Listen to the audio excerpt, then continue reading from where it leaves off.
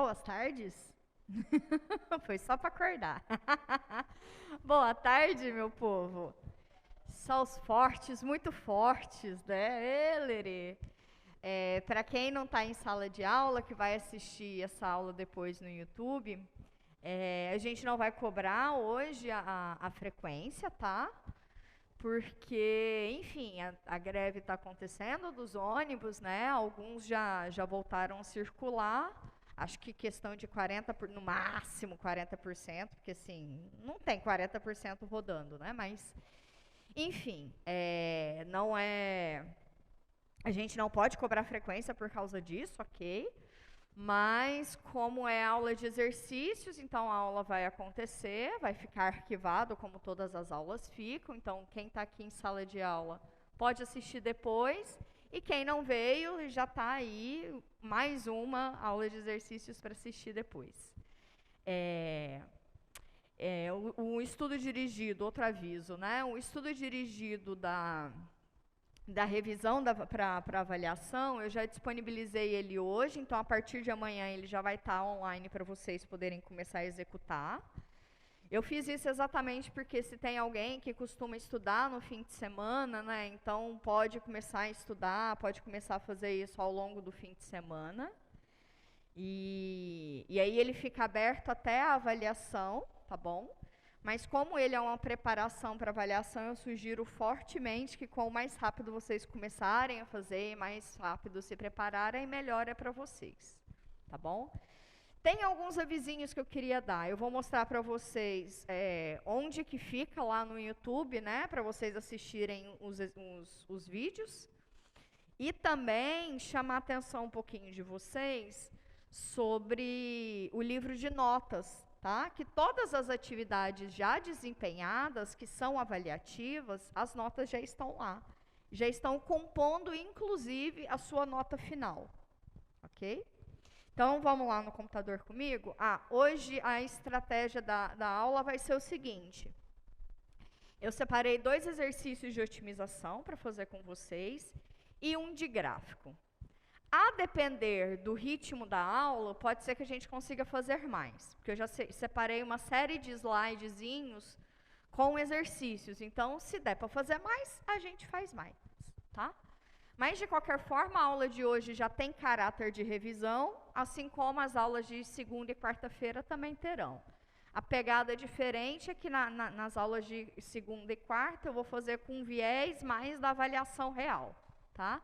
Esses daqui são exercícios que já caíram em outras avaliações, ou exercícios que poderiam estar em alguma, tá bom? Mas vem aqui comigo antes, vou mostrar para vocês no canal do YouTube. É o canal do YouTube do Nitai. Olha aqui a aula de mais cedo. Então, aí você escreve lá Nitai, tá? Vem aqui, clica. Bonitinho, playlists. Aqui nas playlists, então, tem as aulas do Projeto Newton de Cálculo 1 e Cálculo 2. Essa lista aqui de Cálculo 1 é essa do PL de 2022.2, né? Aqui tem do Cálculo 1 do PL3. E aqui embaixo tem do Cálculo 1 também, aqui do PL2, tá bom?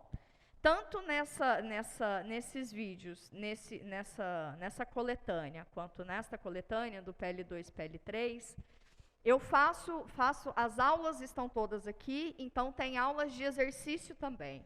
Então, pode ser que tenha exercícios aqui, que eu não vou fazer agora, pode ser que tenha, pode ser que aqui eu falei alguma coisa que não falei na outra aula, faz parte, tá? Mas mais do que isso, pode ser que aqui tenham tido perguntas e interações, e que são exatamente perguntas e interações que vocês não tiveram em sala de aula, mas que podem ser perguntas e interações de vocês, né? Então, às vezes, valeria a pena, tipo, sei lá, em algum dia eu tô meio de boa, aí vou dar uma assistida aqui para ver como é que foi uma resolução de um exercício, tá? Então, fica aí a dica de vocês. A aula de hoje vai estar aqui nessa playlist, né? Nessa playlist de cá. Então, é isso. E quando vocês clicam na playlist, vou pausar.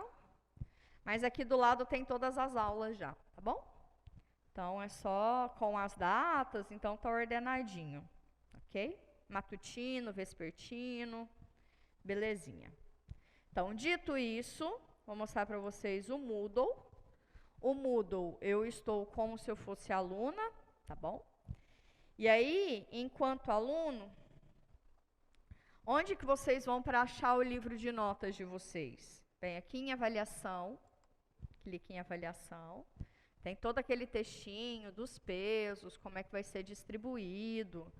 Por fim, eu comento que essa terceira avaliação, livro de notas, clica no seu livro de notas. Como eu estou aqui como usuário, mas eu não sou aluno do projeto e não tenho nenhuma nota, aqui nessa coluna de nota não tem nenhuma, né? Mas essa média aqui é a média da turma, ok?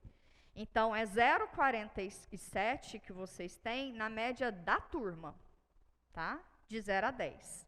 Lembrando que a lista de exercício aqui aparece de 0 a 1, tá? Mas a média final é de 0 a 10, tá bom? Na lista do estudo dirigido é de 0 a 1 também, tá? Que vai aparecer aqui, ok? Por que que no estudo dirigido, tanto o 2 quanto o 3, está a nota cheia? Porque lembra que eu disse que é a execução que conta a nota? Tá? Então, vai sempre aparecer a nota cheia, tá bom? A nota das listas de exercício, isso aqui quer dizer que a lista 3 teve média 7,3 da turma, a lista 2 teve média 7,7 da turma e a lista 1 teve média 7,2 da turma. São médias muito boas, tá? Mas é isso, se você acompanha o seu rendimento, você consegue ver o peso real e efetivo que é da execução do estudo dirigido, tá? Executar ele é muito importante, tem muita gente que não está executando, tá? Mas muita do tipo, questão de 20% só da turma que executou. É pouquíssimo. E essa não execução vai ser o choro de vocês no fim do semestre, que eu não vou nem olhar. Quer dizer, eu vou olhar, executou estudo dirigido? Não executou estudo dirigido? Beijão, meu amor, você não pode nem chorar. Era só executar. Ok? Ok. Estamos conversados, então, tá bom? Então, não vale chorar pela não execução. Espera aí só um pouquinho, aí você fala no microfone. Vamos de cá. Dito isso, vou abrir aqui os slides da aula. E aí, você fala no microfone pra gente, por favor? Vem cá. Tela cheia. As situações em que a pessoa foi matriculada depois, que a pessoa entrou depois, cada uma dessas situações a gente já está contabilizando à parte, tá? A gente tem todos esses nomes registrados à parte. Então, se a pessoa não estava no Moodle, não tinha nem como ter nota, né? Era isso que você ia comentar? Pode vir aqui no microfone.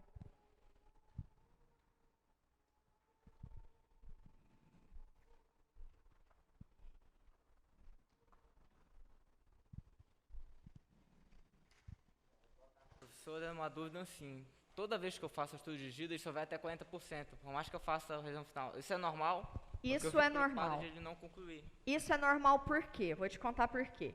Lembra que eu comentei que funciona como se fosse uma árvore, né? Um estudo dirigido. Você faz o teste de nivelamento, que todo mundo faz o teste de nivelamento, e aí você pode ir ou para aprofundamento ou para revisão. Então, o 100% seria se você fizesse tudo, todos os galhos da árvore, mas ninguém vai fazer todos os galhos da árvore, sacou?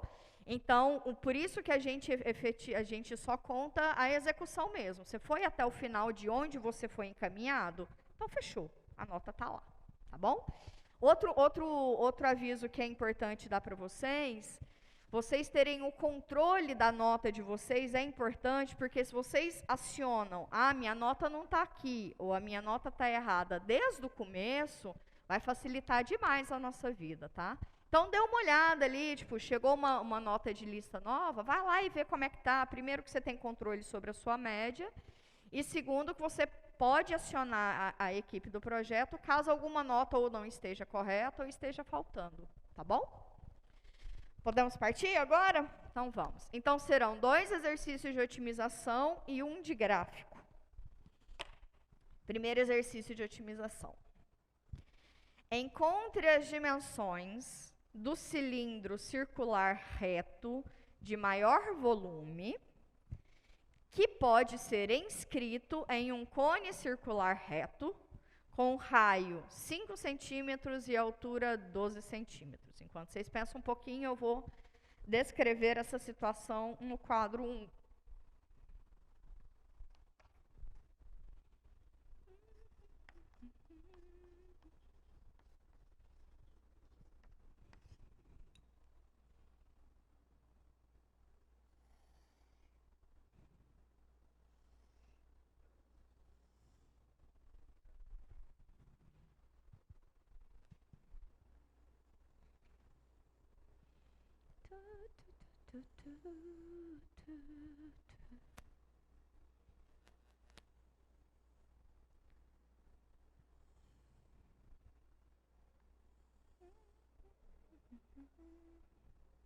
Ficou muito bom. Vou esperar apagar um pouquinho.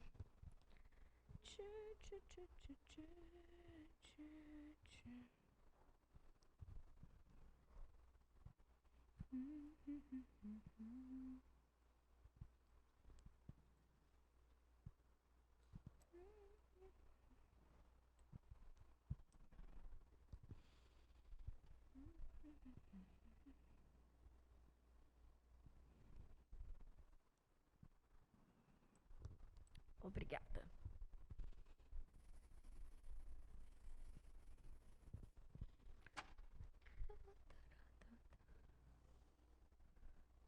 Um cilindro circular reto.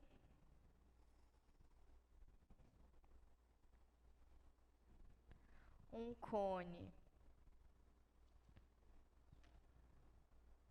com um cilindro circular reto inscrito.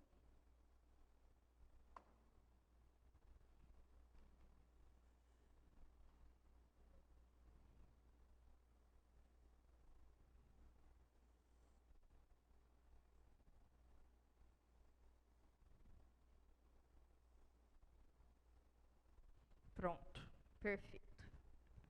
Perfeito assim, na medida do possível. Acho que eu gastei todos os meus dotes, que são muito poucos, de desenhista, tá?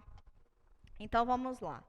Eu tenho um cone e eu quero inscrever nele um cilindro. Este cone tem de raio 5 centímetros e altura 12 centímetros. Várias informações, né? Várias informações que, na verdade, o exercício não te contam, mas que precedem para vocês resolverem. Por exemplo, o que significa figura geométrica cone? O que circular reto? O que significa figura geométrica cilindro? O que significa inscrever? Que é colocar dentro de, né? Inscrever. E aí, alguns dados, né? Por exemplo,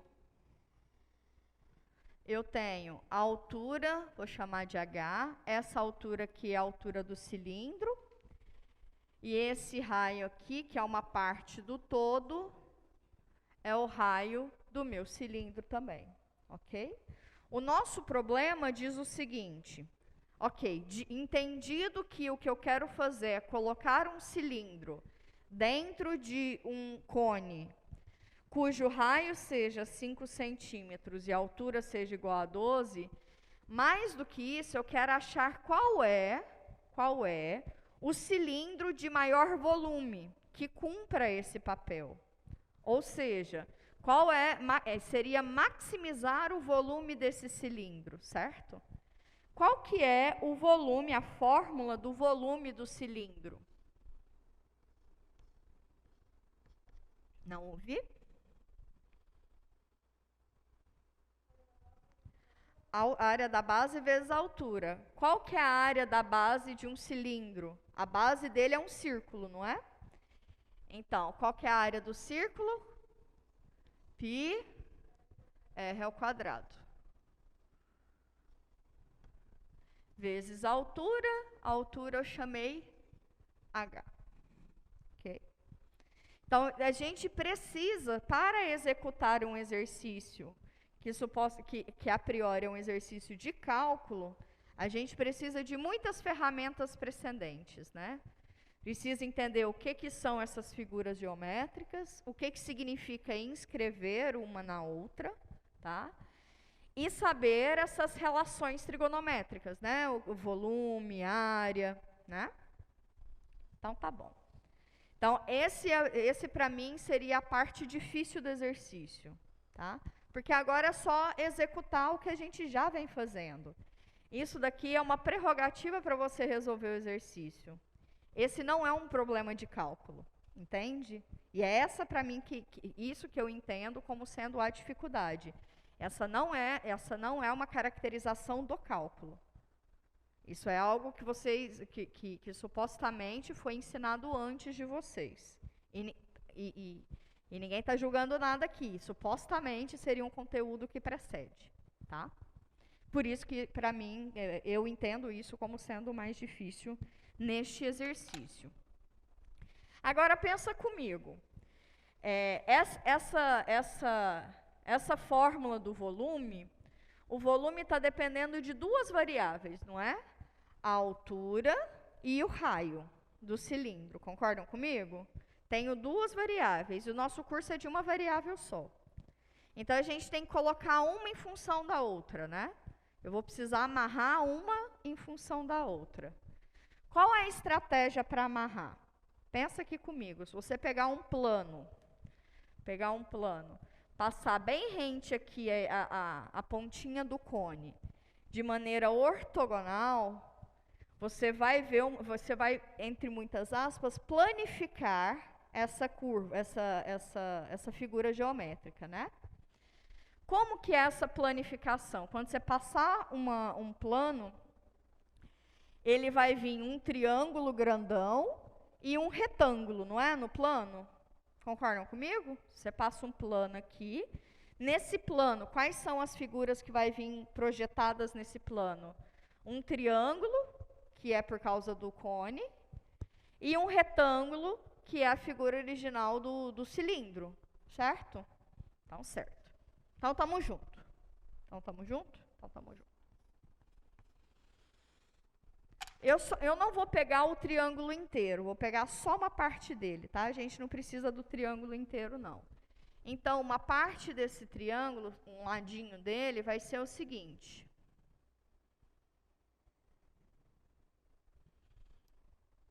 A base aqui embaixo, tudo dele é o 5, que é o raio, os 5 centímetros, que é o raio do cone. Okay. A altura tudão é 12, que é a altura do cone. Ok? Então, essa altura aqui é 12, que é a altura do cone. Agora, como efeito do cilindro lá dentro, eu vou ter um retângulo. Então, eu vou ter uma banda de retângulo aqui, né? Uma banda de retângulo, certo? Nessa corzinha aqui, meio marrom, é a altura é a altura do cilindro, ok? E o raio aqui embaixo, aqui em cinzinha também, é o raio do cilindro, certo? Todas as informações estão lá? Tá tranquilo? Então, tá bom. Agora vem comigo. Lembra de um passado de vocês? De semelhança de triângulos? Aqui a gente tem uma relação entre o triângulo grande e pode ser ou esse triângulo pequeno ou esse triângulo pequeno, certo? tanto para um quanto para outro, a gente saberia fazer essa relação. De manhã eu fiz com esse. Vocês querem que faz com esse? Tanto faz.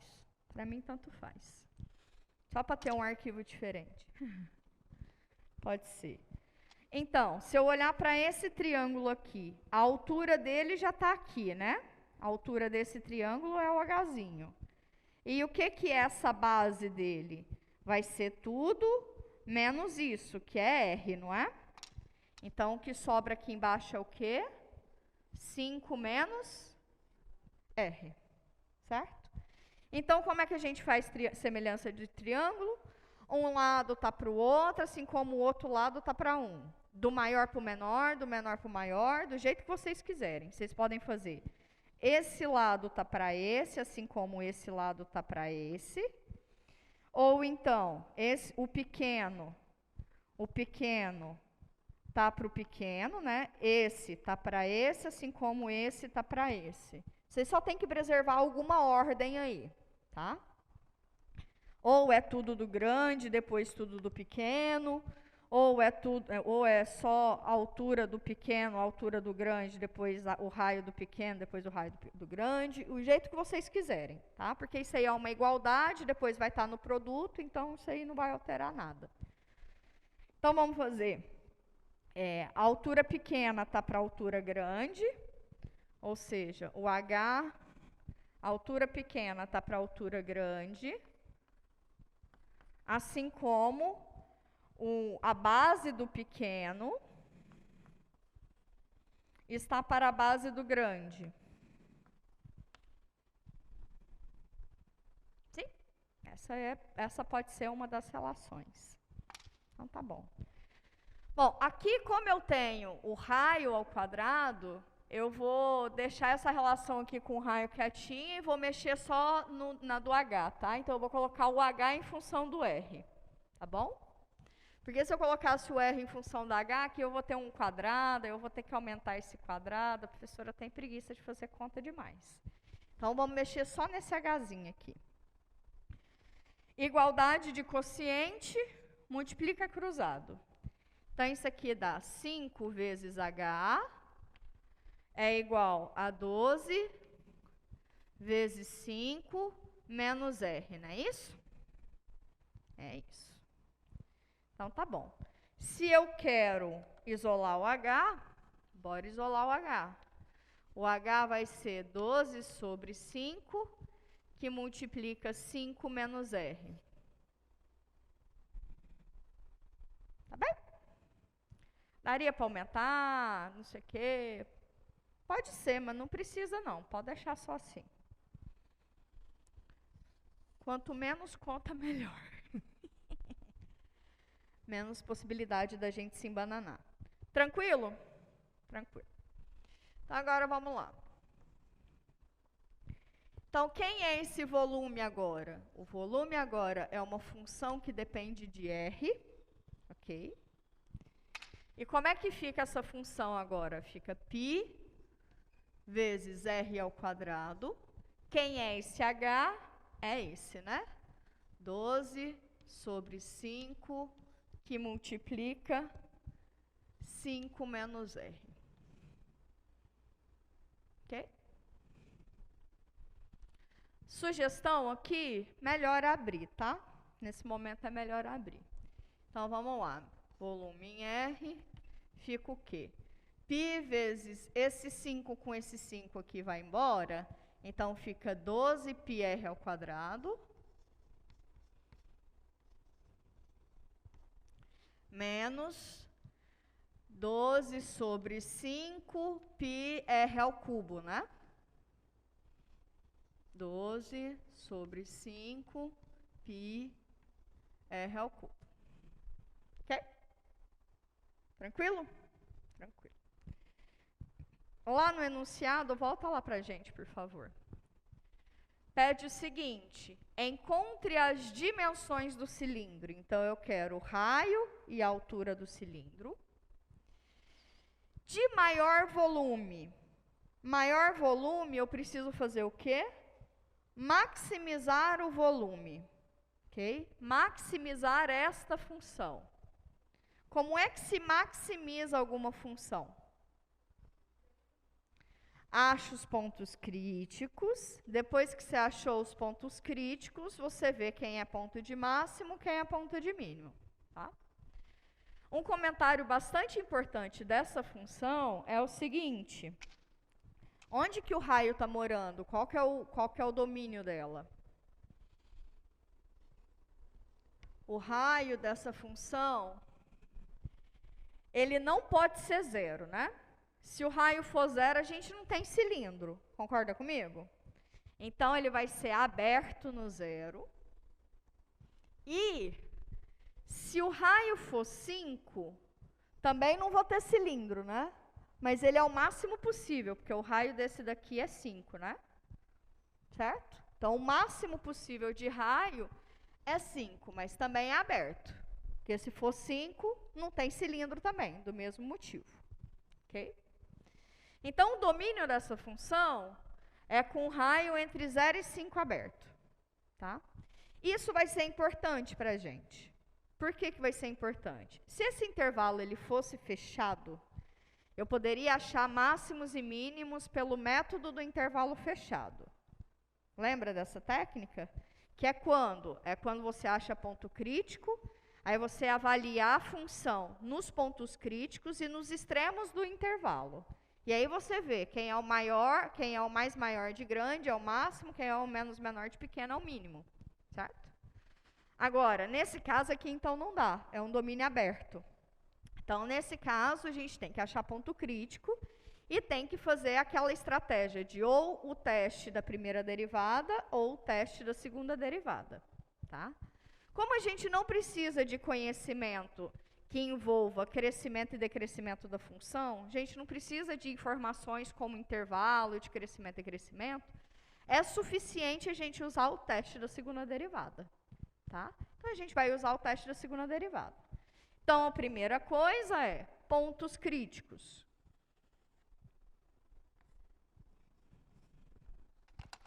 Pontos críticos.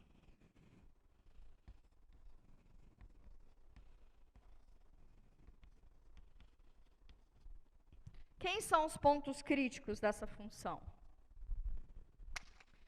Bom, por causa desse intervalo, basta eu olhar quando a primeira derivada é 0. Ok? Tá bom. Então, vamos derivar essa belezura. Derivada dessa função, né? Vai dar 2 vezes 12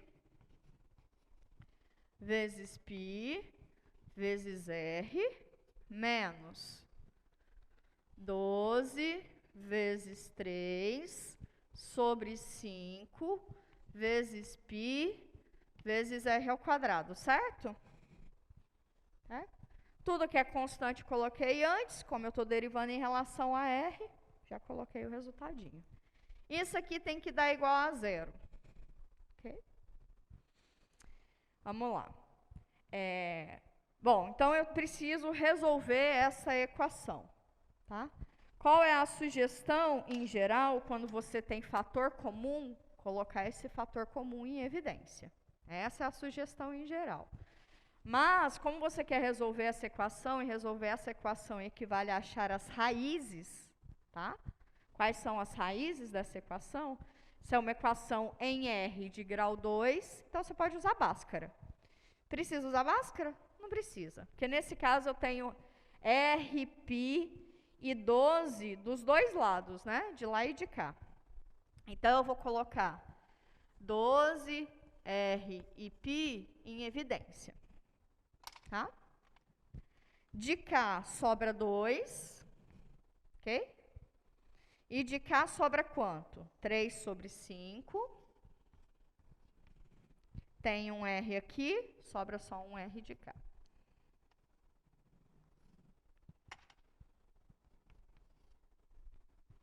Ok?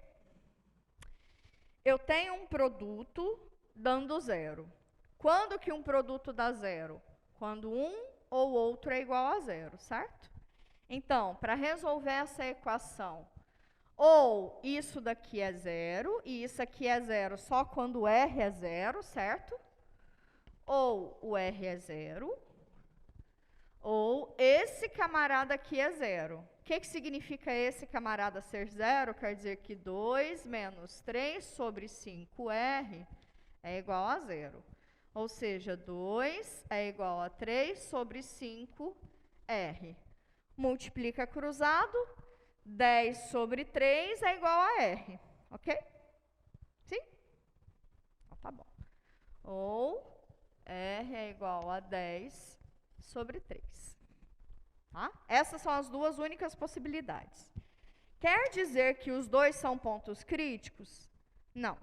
Porque para ser ponto crítico tem que estar no domínio. R igual a zero está no meu domínio? Não. Porque nem faz sentido, né? Então, o único ponto crítico é R igual a 10 terços. Então, meu conjunto dos pontos críticos é 10 terços. Clarinho? Tranquilão? Tranquilão. Então tá, então eu já tenho ponto crítico, agora eu preciso avaliar se ele é ponto de máximo ou de mínimo local. Ok? Para fazer isso, a gente vai usar o teste da segunda derivada. Professora, pode usar o teste da primeira derivada? Pode. Você vai ganhar mais informações, mas pode ser que não precisasse. Tá bom? Ok. Então, como é que é o teste da segunda derivada? Você deriva a função, pega o ponto crítico e avalia na segunda derivada. Se a segunda derivada tiver sinal positivo, a concavidade da função é para cima, certo? Então, o ponto crítico vai ser ponto de mínimo. Se a segunda derivada tiver sinal negativo, a concavidade da função é para baixo. Então, o ponto crítico vai ser ponto de máximo. Então, ok. Então, quem é a segunda derivada? É derivar essa função, né? De manhã eu derivei essa, deu uma cagada. Aí, então, é derivada dessa, então sobra 2 vezes 12 vezes π. E essa daqui, né? Que é menos 12 vezes 3 sobre 5. Tem π e tem esse 2 aqui, ó. Vezes 2, opa, é 3, né? Não é 2. 2 vezes π vezes um Rzinho que sobra, né? Isso. Tá certo? Ando meio ruim das contas, então é bom vocês me ajudarem. Tá bom. Beleza.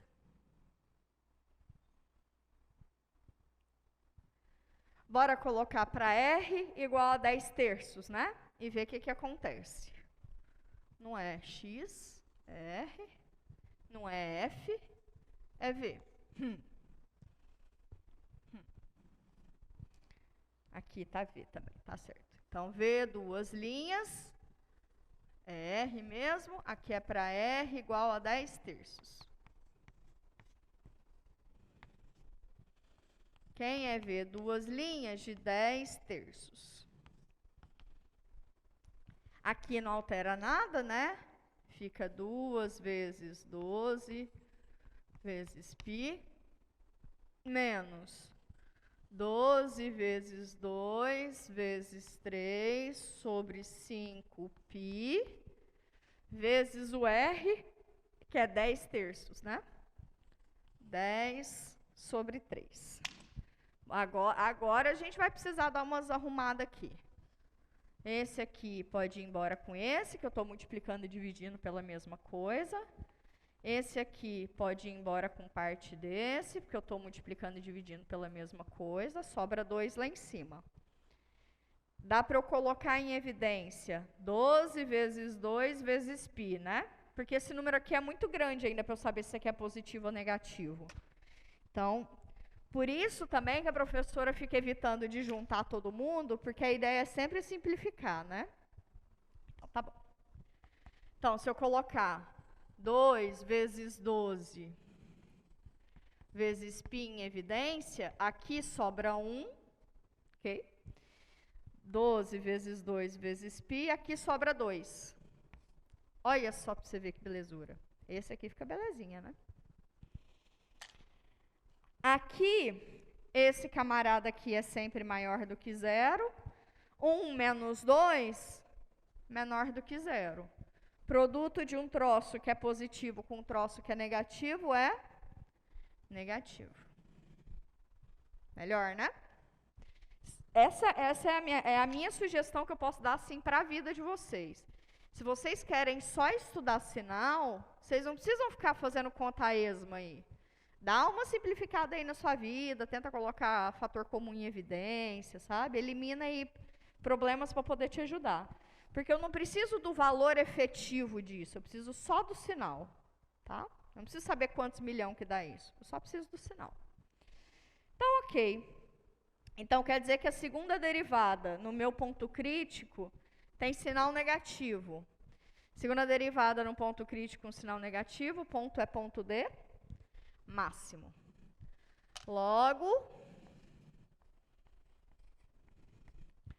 R igual a 10 terços é máximo local. Agora vamos fazer a conclusão bonitinha e engraçadinha. Por quê?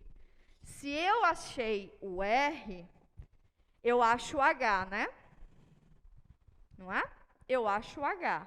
E o exercício pedia as dimensões do volume para que ele tivesse máximo volume, né? Então, eu tenho raio, portanto, eu tenho altura, por consequência, eu vou ter o volume, ok? Daí, quem é a altura? A altura vai ser 12 sobre 5, que multiplica 5 menos o raio, que é 10 terços. Ó, aqui também a gente consegue dar uma arrumadinha. Esse aqui com esse aqui sobra 12. Esse aqui com esse aqui sobra 2. Dá 24 sobre 3. 24 sobre 3 é 8, né? Que dá 4 centímetros. Daí, H é igual a isso e R igual a 10 terços. Nos dão o volume máximo,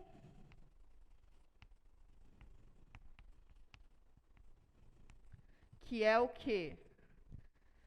Volume que vai ser π vezes o raio ao quadrado, 10 terços ao quadrado, vezes o H, que é 4. Pronto. Não preciso fazer essa conta aqui não, mas deixei indicado. Tá bem? Qual que é o nível desse exercício? Fácil, médio ou difícil? Médio. Médio. É. Pode ser entendido como um médio mesmo. Porque pode ser fácil comigo fazendo, né? Certo? Se fosse para vocês fazerem, pode ser de médio a difícil. Oi? A maior dificuldade estaria nessa primeira parte, né? É isso. Por isso que eu disse para vocês, a dificuldade dos exercícios de interpretação não é o cálculo 1. Não é o cálculo 1. É a matemática que precede isso. É o conhecimento que precede isso. Tá? Se tivesse essa relação dada, tava beleza, né? Não tem nenhuma conta sofisticada, não tem um raciocínio muito doido aí que a gente precisou fazer. Mas extrair essas informações de fato é o mais difícil. Uma sugestão, quando que isso torna menos difícil? Com prática. Ver, não precisa nem resolver muito exercício, mas ver vários exercícios resolvidos ajuda muito, mas muito. Porque daí, às vezes, supostamente, né, aquela teoria que você não se recorda, você vai ver ela. E aí, seu cérebrozinho já dá um twin, né? Fala, opa, recordei isso, volta para a caixinha. Então, ver, às vezes, resolução de exercício ajuda a gente, tá? Então, pega um livro aí aleatório, dá uma folheada, fala, nossa, deixa eu ver aqui o que é que tem alguns exercícios de otimização, de taxas relacionadas. Dá uma olhadinha para ver de qual que é. Pega exercício pronto mesmo, tá? Vocês não precisam partir do zero sempre. Pega algo que está pronto, e aí depois que vocês já perceberam mais ou menos como é que faz, tem algumas que está rolando um entendimento, aí sim vocês partem para tentar fazer, tá? Uma outra coisa que é uma sugestão boa, às vezes você pega um exemplo, dá uma lida nele, aí fechou, aí você tampa. Aí você tenta fazer sozinho, tá? Não rolou, desce uma linha. Aí executa o que está dizendo lá. Tenta fazer sozinho de novo. Não rolou, desce mais uma linha. Sacou? Porque daí você vai de fato adquirindo a estratégia necessária para resolver aquele exercício. Tá bom? Pronto. Próximo exercício? Próximo exercício. Mais um de otimização. Eu te dou um retângulo de lados paralelos aos eixos coordenados e localizado no primeiro quadrante, tá? Vai ter um vértice na origem, um vértice no eixo AX, um vértice no eixo AY, e esse quarto vértice, ele vai estar sobre essa reta, 2x mais y igual a 100. A pergunta é, qual é a área máxima desse retângulo? Tá?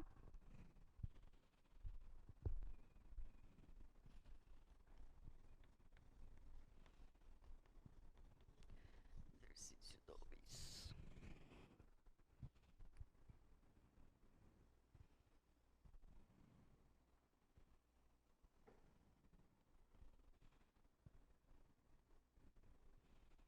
Tá pequeno, mais ou menos. Recursos didáticos.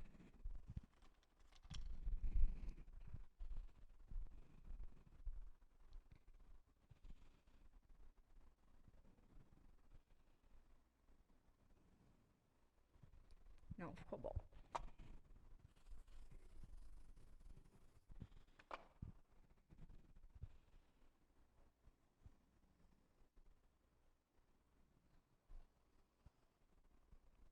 Bom, eu tenho um eixo coordenado, eu tenho uma reta que é dada, né? Que é a reta 2x mais y igual a 100. Ok? Eu tenho um retângulo. Bom, vamos fazer primeiro essa reta. Quem é essa reta? Essa reta é y igual a menos 2x mais 100. Concordam comigo? Por que eu deixei assim? Porque daí eu tenho o coeficiente angular, que é negativo. Se é negativo, a reta é decrescente, não é isso? Quando o x for zero, o y é 100. Então, aqui no eixo OY, ela vai tocar aqui num valorzinho que vai ser o 100. Quando o y for zero, o x é 50, certo? Então, isso de alguma maneira vai nos ajudar a fazer o desenho desse gráfico, ok? Dessa figura.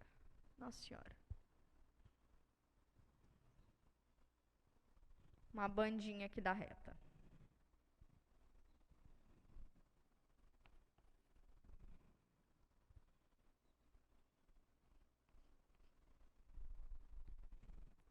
Beleza? Essa é a nossa reta. Segundo o nosso problema, tem um retângulo aqui dentro do primeiro quadrante, tá? Que um vértice está sobre a origem, outro vértice sobre o eixo AY, outro vértice sobre o eixo AX e o quarto vértice tocando essa reta. Beleza? Então, não sei quais são as medidas, mas vai ser alguma coisa do tipo assim. Tipo isso. Aí desce aqui. Aí vem para cá. Eita. Aí vem para cá. O retangulinho vai estar lá dentro, certo? Ok. Vamos ver quais são os pontos dos vértices desse retângulo. Esse ponto aqui é a origem, então ele é 0, 0. Ok? Esse ponto aqui, eu vou chamar ele de x, tá? Então, ele é x, 0. Concordam comigo? O x vai ser o x e o 0 é porque ele está no eixo AX. Ok. Esse ponto aqui, eu vou chamar ele de... Ele é 0 e ele é um y, certo? Mas que y que é esse? É o mesmo y que é o de cá. Que y que é o de cá? É esse y da reta, não é? Sim? Pegaram comigo? Então, tá bom. Então, esse y aqui, como ele é o y da reta, ele é menos 2x mais 100. Ok? E esse ponto aqui, que é o quarto ponto, em x é x, em y é menos 2x mais 100. Beleza? Beleza. Bom, eu quero... Volta lá no slide, por favor. Então, esse é o nosso problema. O retângulo de lados paralelos aos eixos coordenados e localizado no primeiro quadrante. Tem vértice na origem, vértice sobre o eixo AX, vértice sobre o eixo AY. E o quarto vértice está sobre essa reta. Qual a área máxima do retângulo? Então, eu preciso maximizar a função área do retângulo, não é isso? Sim. Qual que é a área desse retângulo? É lado vezes lado, não é? Esse lado mede x e esse lado mede y, mas quem é y? Menos 2x mais 100, não é isso? Então, essa área vai depender só de x, que vai ser x vezes menos 2y, menos 2x, perdão, mais 100. Estão comigo? Tranquilo? Tranquilo. Acomodado um pouquinho com esse trem torto. Tá bom. Agora, se eu quero maximizar, bom, tem algumas coisas também que são importantes, né? O x tem que ser maior do que 0, ok? E o y também tem que ser maior que 0, ou seja, se o x é maior do que 0, qualquer coisinha aqui, menos 2x mais 100, melhor ainda. Concordam comigo que o maior valor, quem é o domínio dessa função aqui está em x, né? O x menor possível é 0 e o x maior possível é 50. Concordam comigo? É claro que tem que ser aberto novamente, porque se o x for igual a 0, a gente não tem retângulo. E se o x for igual a 50, também a gente não tem retângulo, né? Então, o domínio dessa função, perdão, entre 0 e 50. Por que eu chamei a atenção disso? Porque agora a gente quer maximizar. Se fosse intervalo fechado, a gente usava método do intervalo fechado e pronto, acabou. Como o domínio é aberto, a gente precisa achar ponto crítico e fazer o teste da segunda derivada. Certo? É isso. Então, saber... Bom, se o intervalo fosse fechado, a dificuldade que ia ser, bom, não é que é dificuldade, né? Que a estratégia é o método do intervalo fechado, porque a gente tem que saber se os extremos do intervalo fechado são máximos ou mínimos também, porque eles podem ser, tá? Então, o método do intervalo fechado, ele me dá mais informações, porque o intervalo ele é fechado, tá bom? Então, aquela técnica sempre funciona para intervalo fechado. Se o intervalo fosse aberto, não funcionava. E se o intervalo fosse fechado, essa técnica aqui também não funcionava.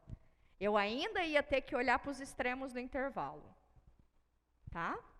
Ia funcionar, mas não ia ser suficiente. Ia ser necessária, mas não suficiente. Tá bom. Falei muitas coisas, mas a primeira coisa que a gente precisa fazer é pontos críticos.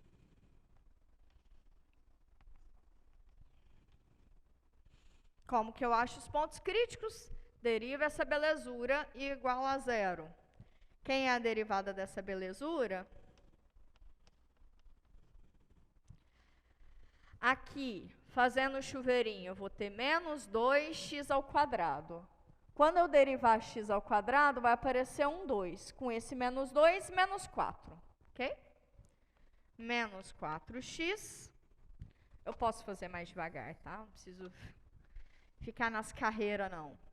Então, fica menos 2x quadrado mais 100x. E aí, eu quero derivar isso. Ok. Derivada de menos 2x quadrado, menos 4x. Derivada de 100x, 100. Quanto que dá x? 10. Opa. 100 sobre 4, que é 25. Vocês poderiam dizer assim, professora, mas só deu um ponto crítico. Esse ponto crítico, eu sei que ele vai ser extremo. O exercício está pedindo máximo, então esse ponto só pode ser de máximo. Mas você tá confiando demais no exercício, que está correto demais, né? Verifique que, de fato, ele vai ser ponto de máximo. É esperado que... Bom, você poderia argumentar ainda de outra maneira.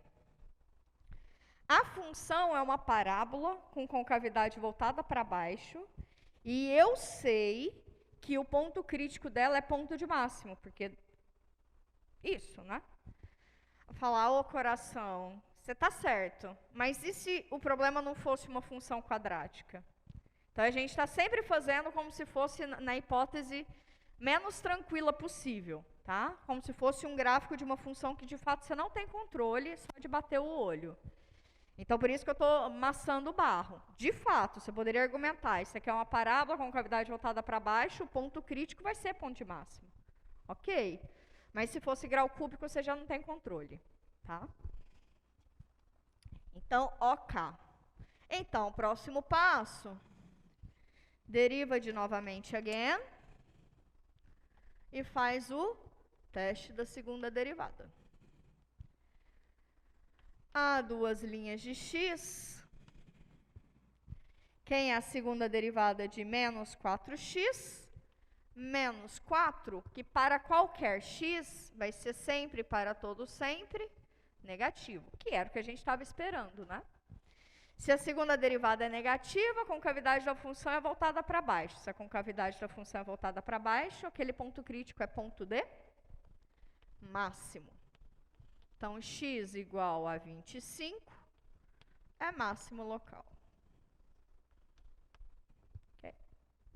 Logo,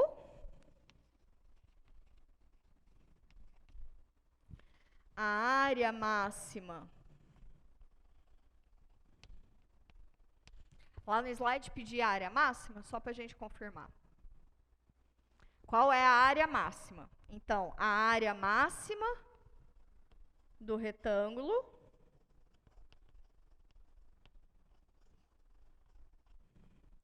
é A igual x é 25, sobra isso, né?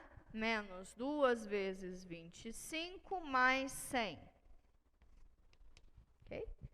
2 vezes 25, 50. 100 menos 50, 50. Então, é 20 vezes 50, que eu tô com preguiça de fazer essa conta. 25, né? Não ia ser muito difícil, não, mas... Sei. 5 ia dar 125, 1.250. Tá bom, mas isso aí tá ótimo. Tá entendido. Dúvidas? Comentários? Tá beleza? O nível desse exercício, médio, fácil ou difícil? Esse é fácil? Tá. Mas esse é fácil porque eu fiz com vocês, ou porque vocês, mesmo se vocês estivessem fazendo ele pela primeira vez, seria fácil? Seria médio se fosse sozinhos, talvez? Tá. Então tá bom. É porque uma coisa é eu fazer, outra coisa é vocês fazerem sozinhos, né? Por isso que é importante as aulas de exercício, para a gente treinar vários, para não ficar muito no escuro na hora da prova. Vamos fazer um gráfico? Vamos. Então, vamos fazer um gráfico. Quero este gráfico. Qual é o sentimento que eu quero que vocês saiam dessa aula? É o seguinte. Primeiro, que quanto mais vocês fizerem exercícios, mais tranquilo a teoria vai ficando, que isso é um fato. É um fato. Quanto mais e aí especificamente, né, quanto mais exercícios de gráficos vocês fizerem, mais o cérebro de vocês, quando bater o olho em um gráfico, em uma função, ele vai estar treinado para esperar alguma coisa desse gráfico. Então, por exemplo, eu quando bato o olho nessa função, eu penso o seguinte, já estou dando spoiler do exercício. Tem dois pontos que estão fora do domínio. Então, eu terei, provavelmente, duas assíntotas verticais. Que é a primeira coisa que vem na minha cabeça. Outra coisa, muito provavelmente vai ter uma assíntota horizontal. Porque é uma função racional. Muito provavelmente. Ou oblíqua, ou horizontal. Essa daí, horizontal. Outra coisa que eu pensaria. Não, isso aí com certeza viria na minha cabeça. Mas assim, viria na minha cabeça no sentido de que vocês, com a teoria que vocês têm, sem ter um curso de cálculo 2, só para ir para a prova, isso é uma maturidade que vocês podem ter. Tá? Volta de novo lá no gráfico, só para a gente confirmar. Olha esse denominador aí. 4 menos x ao quadrado. Quando que isso é igual a zero? Quando x é mais ou menos 2. Mais ou menos 2 são pontos que estão fora do domínio. Todos os candidatos a serem assíntotas são a partir dos pontos que estão fora do domínio, né? Assíntota vertical. Então, já tem pelo menos duas assíntotas verticais aí para a gente analisar. Sacou? É esse tipo de raciocínio que eu quero que vocês vão tendo. Vamos embora. Exercício.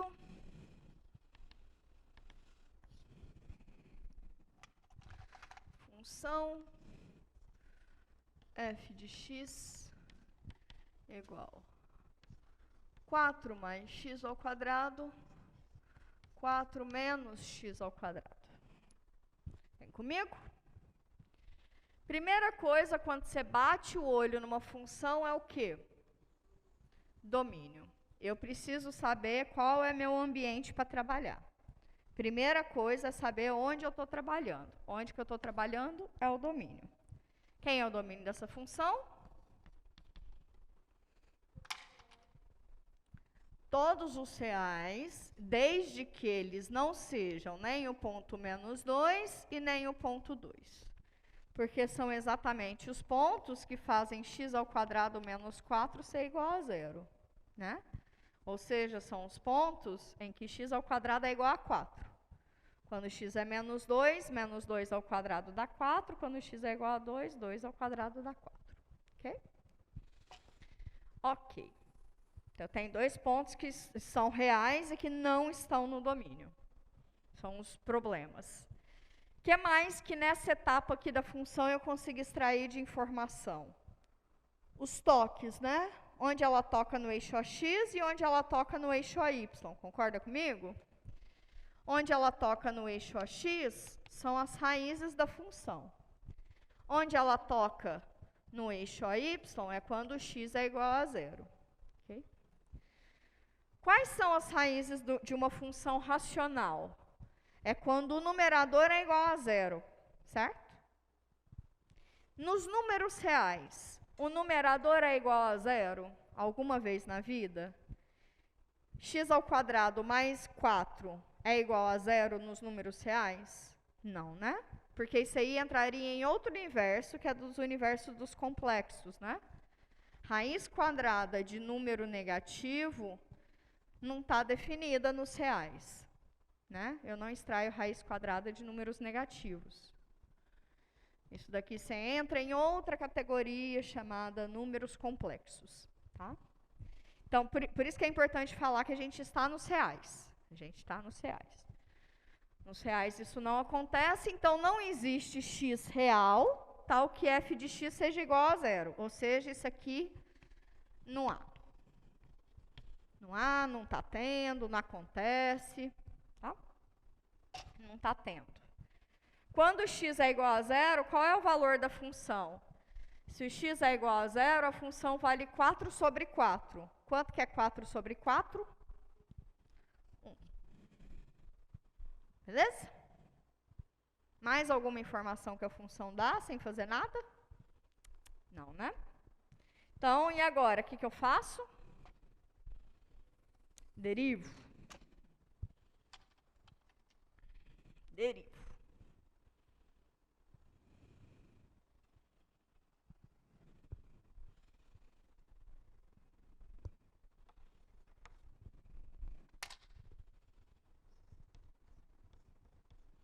Derivada de quociente, a gente já sabe que é um quociente, né?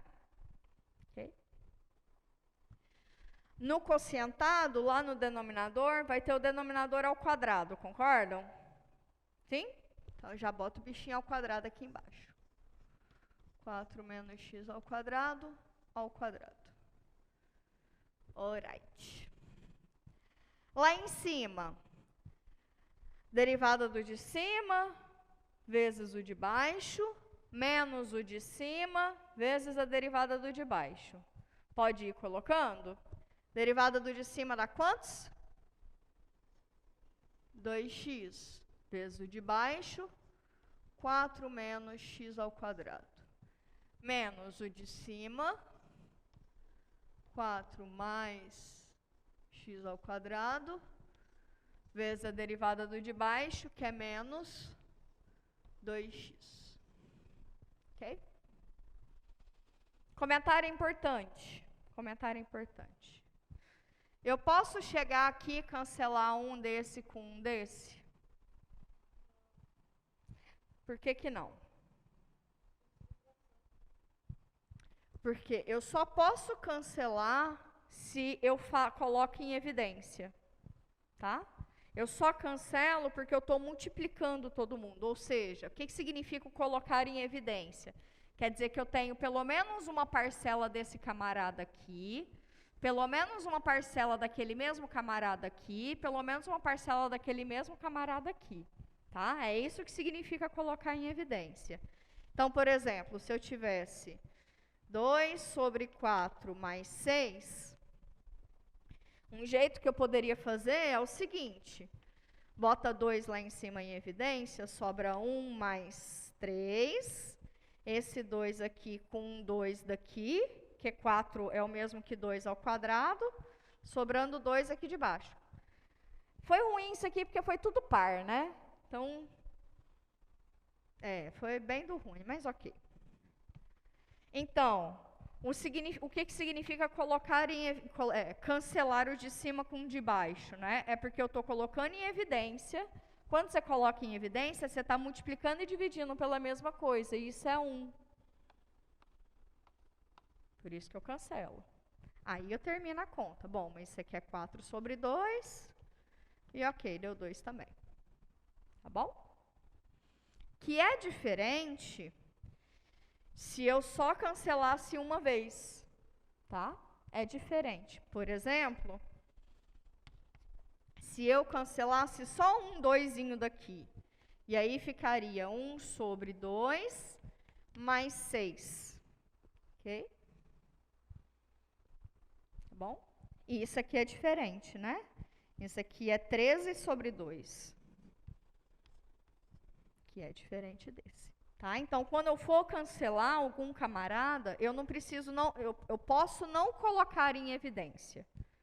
Posso não colocar em evidência. Mas se eu for cancelar, eu tenho que estar muito atento que tem que ter todo mundo lá em cima, tem que ter ao menos um igual, para eu poder cancelar. Aqui em cima eu não tenho 4 menos x ao quadrado, eu tenho 4 mais x ao quadrado. Tá? Então, nesse caso, a melhor estratégia é desenvolve esse camarada aqui em cima, deixa o de baixo quietinho, desenvolve o camarada lá em cima e vê se vai ter algum ajuste. Provavelmente vai ter. Tá bem? Então, tá bem. Então, vamos lá. Lá em cima fica o quê? 2x vezes 4, 8x. 2x vezes x ao quadrado, 2x ao cubo. Menos com menos, mais 8x. Mais, menos com menos, mais também. 2x ao cubo. Nossa senhora, o cérebro deu uma falhada. Ó, o x ao cubo, 2x ao cubo aqui, com 2x ao cubo aqui. Então, lá em cima vai sobrar só 16x, né? Então, sobra 16x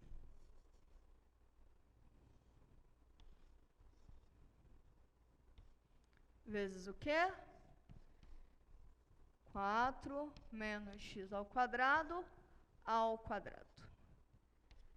Quem é o domínio dessa função? O mesmo da função, né? Domínio da função derivada é o mesmo domínio da minha função. Ok? Sim? Tá. Próximo passo. Pontos críticos. Por que eu preciso dessa identidade? Por causa do próximo passo, que é os pontos críticos.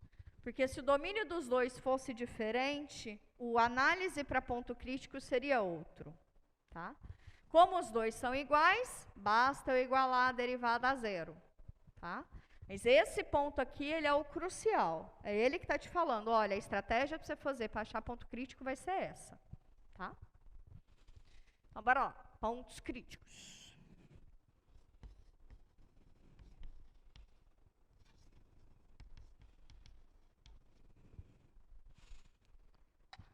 Como o domínio da minha função derivada é exatamente igual ao domínio da função, é suficiente fazer o quê? A derivada igual a zero. Quando que a derivada é igual a zero? Quando esse quociente é igual a zero. Quando que o quociente é igual a zero? Quando o numerador é igual a zero. Quando que 16x é igual a zero? Quando x é igual a zero. Pergunta que não quer calar. X igual a zero é ponto crítico? Ainda não. Ele só é ponto crítico se ele está no domínio. Ele está no domínio? Tá, né? Só o menos 2 e o 2 que não estão. Então, se ele está no domínio, então, belezura. Ponto crítico é o zero. Suave?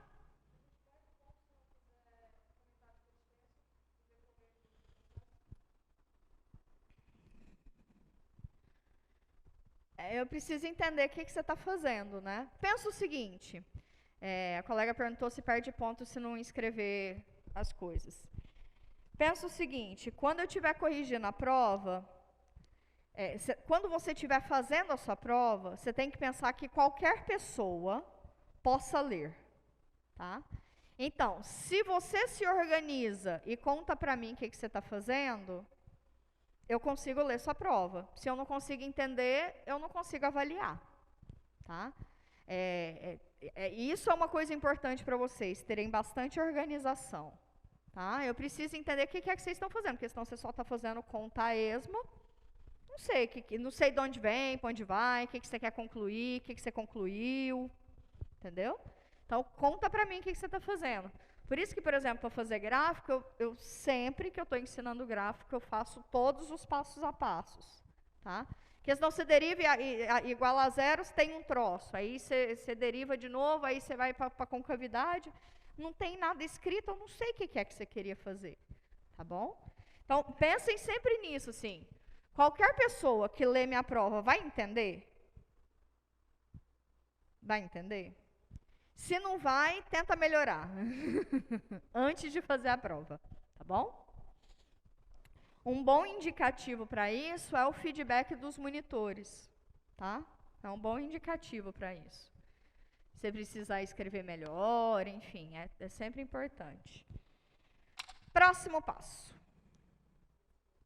Crescimento e decrescimento. Quem nos dá crescimento e decrescimento? O sinal da segunda derivada, né? E decrescimento. De presente, a gente vai ganhar os pontos de máximo local e os pontos de mínimo local. Beleza. Então, bora lá. Então, eu preciso fazer o quê?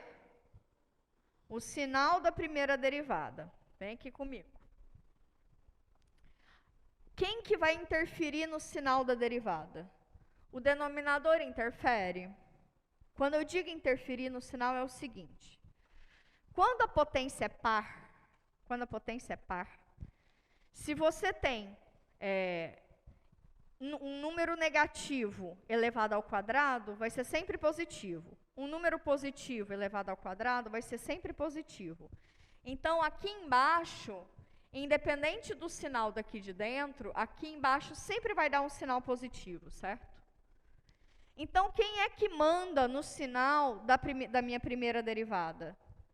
É o denominador? Não. Quem vai mudar o sinal da derivada primeira é o numerador, neste caso, né? Porque o de baixo vai ser sempre positivo. Raciocina, então. Se o numerador for positivo, quer dizer, então, que o sinal da função derivada vai ser positivo. Se o numerador for negativo, quer dizer que o sinal da primeira derivada vai ser negativo. Concordam comigo?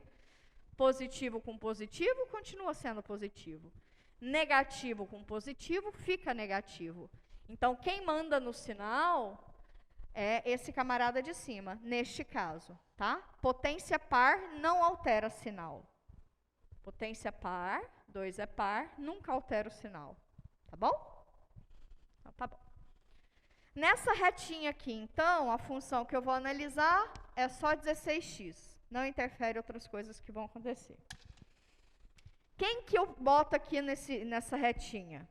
Eu boto os pontos críticos, né? Porque eu quero, inclusive, entender se ele é ponto de máximo ou de mínimo. Quem é ponto crítico? É o 0. Mas eu tenho que tirar todo mundo que está fora do domínio. Por que eu tenho que tirar quem está fora do domínio? Aqui eu vou entender crescimento e decrescimento de função. Se o ponto está fora do domínio, não faz sentido entender decrescimento e decrescimento nesse ponto. Vocês concordam comigo? Não faz sentido. A função vai dar um pulo ali.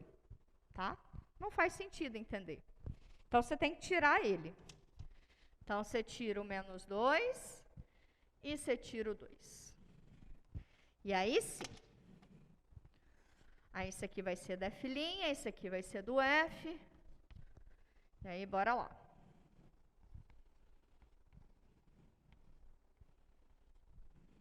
Estou preocupada já com a hora.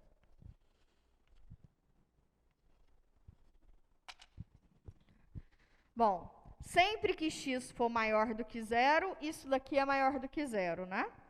Então, maior do que 0, maior do que 0, positivo, menor do que 0, negativo. No sinal da derivada, a gente só repete, né? Ok. Se o sinal da primeira derivada é positivo, a função f é... Se o sinal da primeira derivada é positivo, a função f é crescente. Se o sinal da primeira derivada é positivo, a função f é... Se o sinal da primeira derivada é negativo, a função é decrescente. Se o sinal da primeira derivada é negativo, a função f é decrescente. Então, a gente ganhou aqui de presente. Onde que a função cresce? Aqui é 0. Onde que a função cresce? De 0 até 2 e de 2 até mais infinito. Onde que a função decresce? De menos infinito até menos 2, união com menos 2 até 0. Okay? Temos ponto de máximo ou de mínimo local? Sim, quem é ponto de mínimo local? O zero, né? Então, vamos lá. Onde que a função cresce? Ela cresce de 0 até 2, união com 2 até todo sempre. Ela decresce de menos infinito até menos 2 e depois de menos 2 até 0. O menos 2 e o 2 estão fora do domínio, então ele não aparece aqui também, né? Ele é um ponto em que a função não faz nada, porque a função não está definida nele. E o ponto de mínimo, que a gente ganhou agora de presente, foi o 0. Próximo passo. Até que hora que vai? Pelo amor de Jesus Cristo. E 20? Tá. Tá. Tá, obrigada.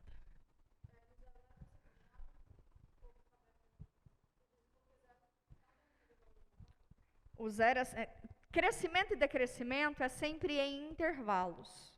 Nunca é em pontos. Você fecha esse intervalo, quer dizer que você pode falar que a função cresce ou decresce no zero. E não faz sentido isso. Porque no zero é um ponto, né? Entendeu? Então, crescimento e decrescimento é sempre em intervalos. Então, os intervalos são sempre abertos. Sempre abertos. Tá? Quinto passo é segunda derivada. Vamos derivar essa belezura aí. Que é essa, né? Derivada da de cima vezes a de baixo menos a de cima vezes a derivada da de baixo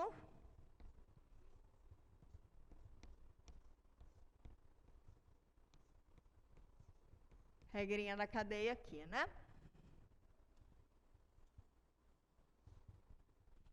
Sobre o de baixo ao quadrado. Beleza? Tá faltando um 2 aqui. 2 aqui. É que eu deixei ele de lá, na regra da cadeia. Tá. Então, vamos lá. Quem que a gente pode cancelar aqui? Eu tenho 4 menos x ao quadrado de cá, 4 menos x ao quadrado de cá e 4 menos x ao quadrado de cá. Agora sim. Tá vendo que é diferente da outra situação? Então, aqui eu vou tirar 1, aqui eu vou tirar esse aqui, e aqui eu vou tirar 1, vai sobrar 3. Ok? Agora dá uma belezura melhor nisso aí, né? Bom, vai ser 16 vezes 4 menos 16x ao quadrado menos com menos mais 16 vezes 4 vezes x ao quadrado. Ok? Em x ao quadrado, o que que a gente tem? Boto 16 em evidência. Dá para colocar o 16 em evidência? Fica o quê? 16x ao quadrado. Fica o quê? 4 menos 1, né? Ok? Mais 16 vezes 4. Entenderam? Aqui de novo eu sou preguiçosa. Então ficou mais ainda, né? Dá para colocar o 16 em evidência e aí vai ficar 4 mais 3x ao quadrado, né? Concordam comigo? Então tá.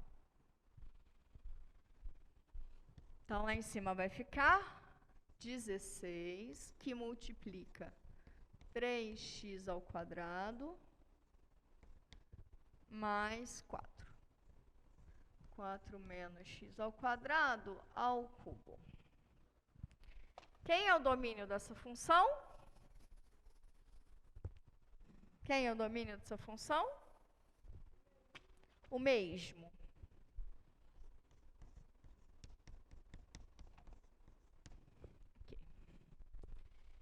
O que eu faço agora? Antes. Sempre que eu derivo, eu acho os pontos primeiro, tá? Então, já que eu já derivei, vamos achar os pontos que são os candidatos a pontos de inflexão.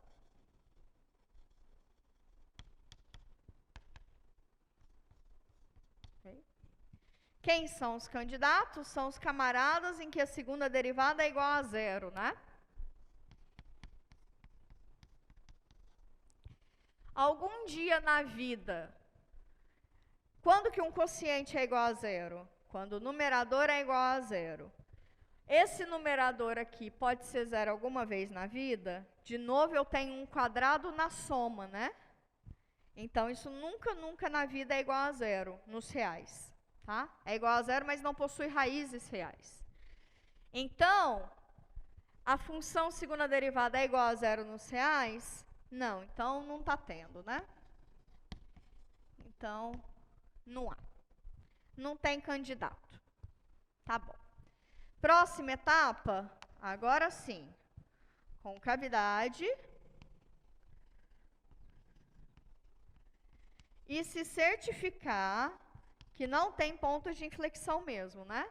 Porque ponto de inflexão é um ponto do domínio, no qual a função nele muda de concavidade, certo? Então tá. Como é que a gente faz para achar concavidade?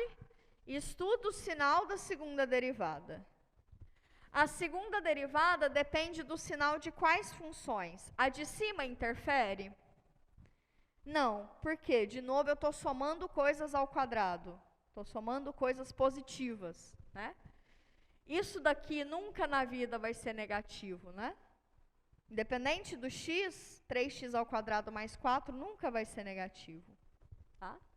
Então, quem vai interferir no sinal é o denominador, né? Como aqui é uma potência ímpar, quando aqui for negativo, esse ímpar permanece negativo. Quando aqui for positivo, esse ímpar torna positivo ainda. Então, esse grau C ímpar, ele interfere no sinal da função, tá? Então, vamos lá. Como é que a gente vai estudar esse sinal? Bota lá na nossa retinha, quem está fora do domínio.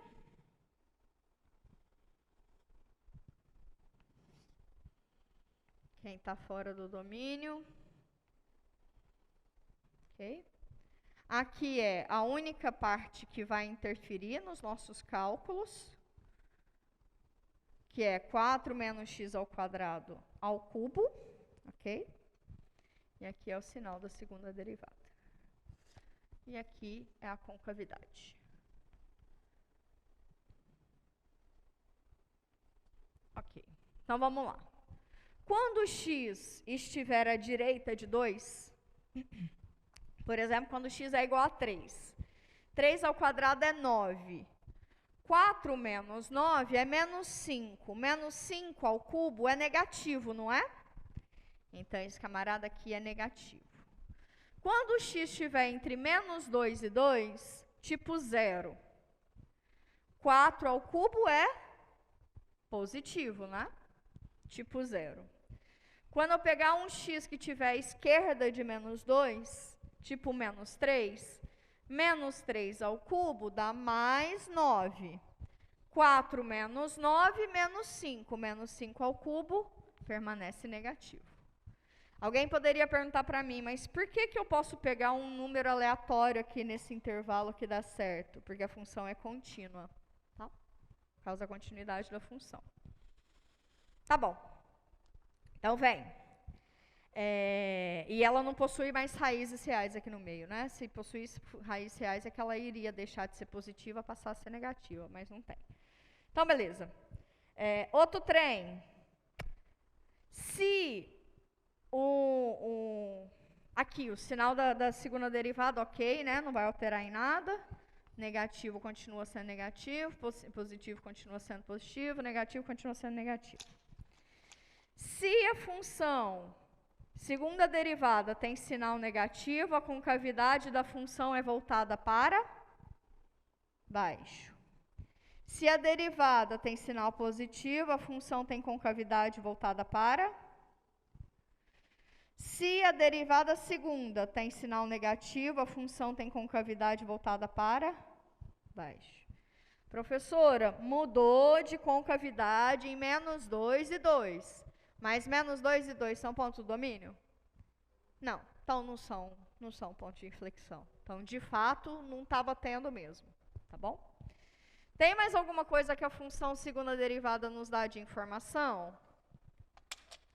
Não, né? Então, a gente já pode ir para as assíntotas. O que eu vou fazer? Vou fazer tudo no quadro 3, aí eu venho e jogo para casa informações. Pode ser? Então, pode ser.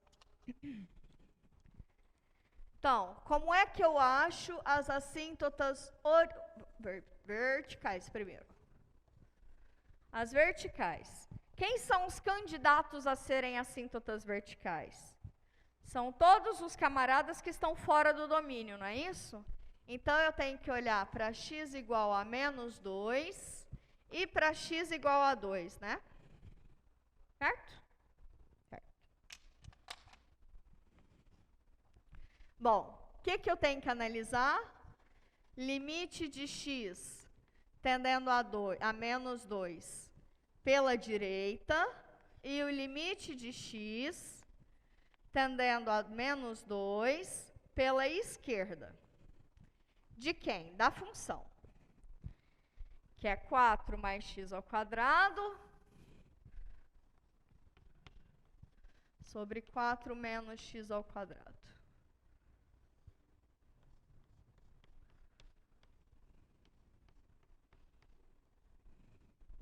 Okay?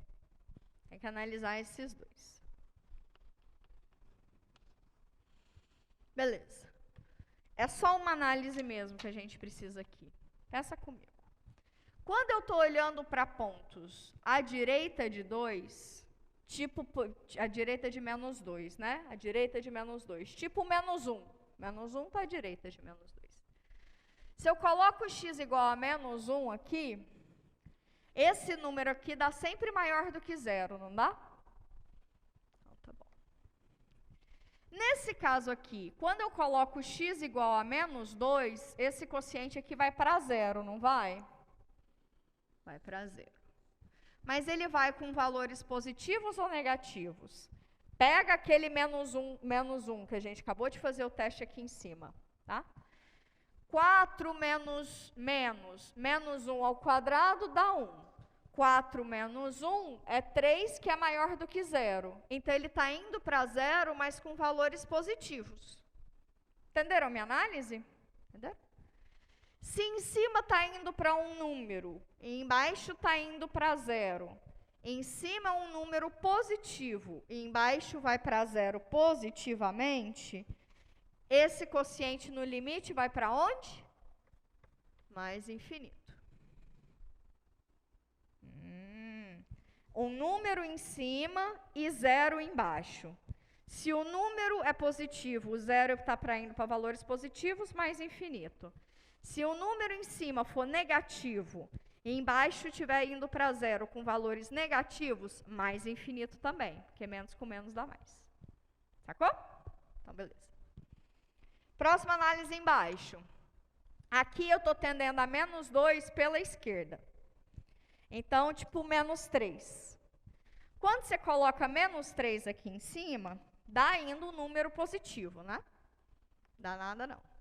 Quando você coloca menos 3 aqui embaixo, fica 4 menos 9, não é? 4 menos 9 é um valor negativo. Então, aqui embaixo está indo para 0, mas com valores negativos, certo? Um número sobre algo que vai para 0 negativamente, isso aqui vai para onde? Menos infinito. Quem que manda nesse sinal aqui é o produto desses dois sinais. Tá bom? Próximo. Então, qual que é a conclusão aqui? Se eu tenho limite tendendo a um número que diverge, x igual a menos 2 é a assíntota vertical. Tá? Então, x igual a menos 2 é a assíntota vertical. Vamos olhar para x igual a 2.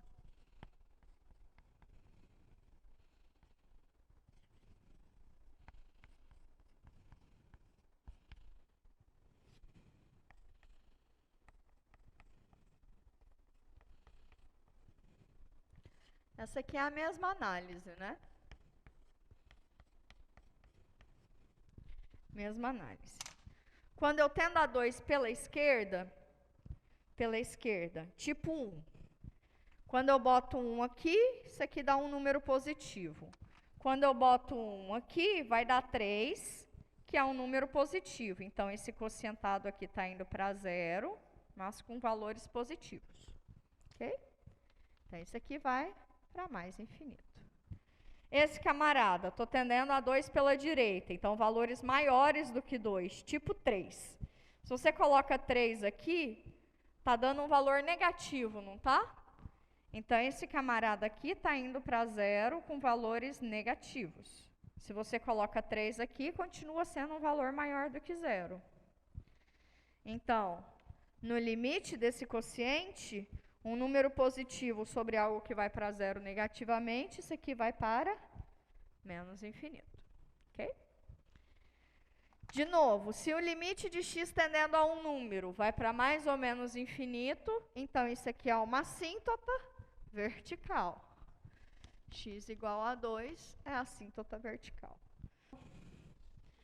Assíntota horizontal. Vamos olhar o limite de quando x vai para mais infinito e quando x vai para menos infinito. Na verdade, mais e menos vai ser a mesma análise. De quem? Da função. 4 mais x ao quadrado, 4 menos x ao quadrado. Quando eu colocar mais ou menos infinito, está dando um quociente do tipo mais ou menos infinito, né? Isso é uma indeterminação. Como que você resolve indeterminação? L'Hopital. Como que é L'Hopital? Deriva a função de cima sobre a derivada da função de baixo. Tá?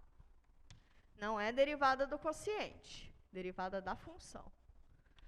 Limite de x tendendo a mais ou menos infinito.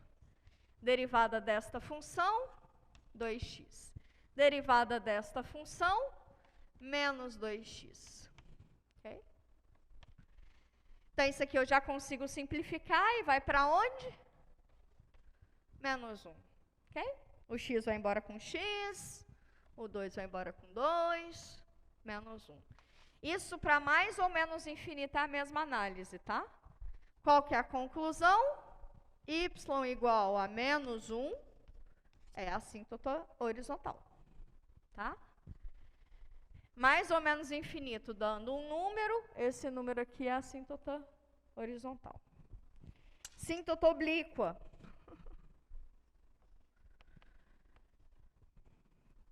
Quando eu tiver que encerrar a aula, vocês me avisam, mas quem tiver aqui dentro, a gente termina o gráfico, tá bom?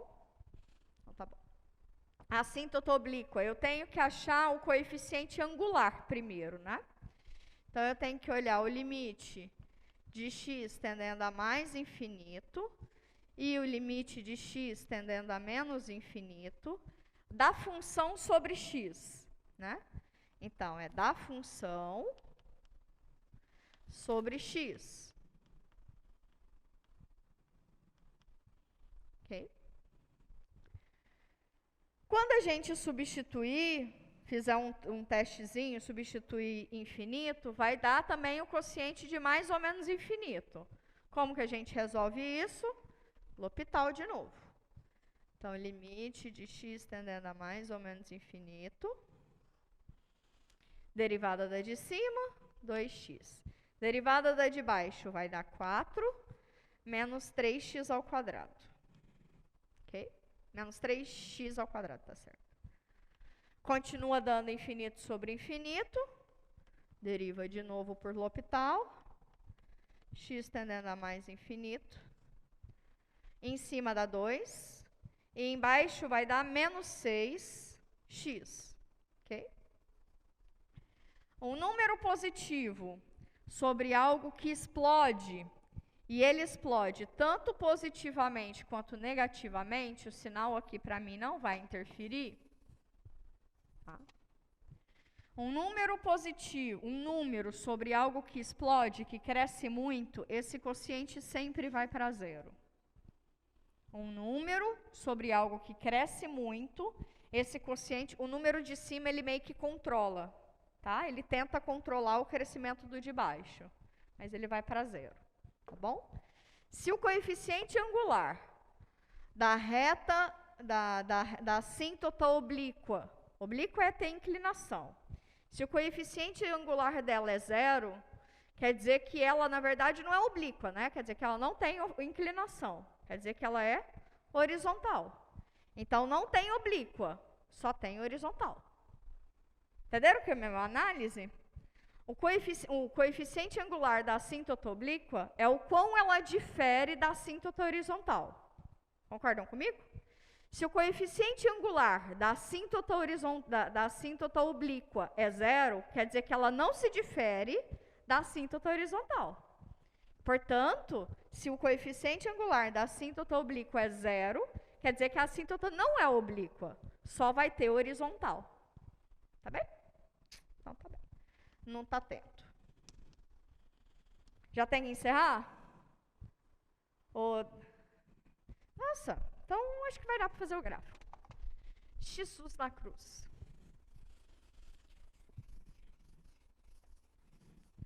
Apagar aqui rapidinho, mas todas as informações estão nos outros quadros. Então a gente consegue juntar tudo. Eu vou precisar da colaboração de vocês. Primeira coisa que a gente coloca no gráfico é o quê? As assíntotas. Temos assíntotas horizontais? Temos, né? Uma no menos 2 e outra no 2, né? Se a assíntota vertical, eu venho e tiro todo mundo. A função não vai ultrapassar essa reta. Nem essa, nem essa. Tem assíntota horizontal? Tem, em menos 1. Menos 1, y igual a menos 1, é essa retinha aqui. Lembra que quando a gente definiu a assíntota, eu disse que elas eram os delimitadores do comportamento da função? Então, para ser função, ou a função mora aqui, aqui e aqui, ou a função vai morar aqui, aqui e aqui. Tá? Porque senão não é função. Qual é o ponto que está sobre o eixo? F de 0 é igual a? Olha lá para mim no quadro 1. 1, né? F de 0 igual a 1. Então, a função vai passar por aqui. Ok? À esquerda de menos 2, a concavidade é para baixo. A função é crescente ou decrescente? Decrescente? Ok. Quando x tende a menos 2 pela esquerda, que a gente acabou de apagar, a função vai para menos infinito, não é? Então, a função não pode fazer outro comportamento a não ser esse. Quando x vai para menos infinito, a função tende a y igual a menos 1, né? Certo? Então, todas as informações de todos os limites são importantes. Tá? Vamos olhar aqui à direita de 2. Quando x vai para mais infinito, a função tende a y igual a menos 1, não é? Quando x tende a 2 pela direita, a função vai para menos infinito, não é? A concavidade ela é voltada para baixo e ela é crescente, não é? Então, ela não pode fazer outro comportamento a não ser esse. Ok? Aqui no meio. Aqui no meio, a concavidade é voltada para? Olha para mim ali. Para cima. Esse ponto é ponto de mínimo.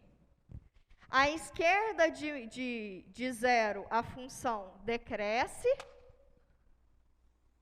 À direita de 0, a função cresce. Acabou.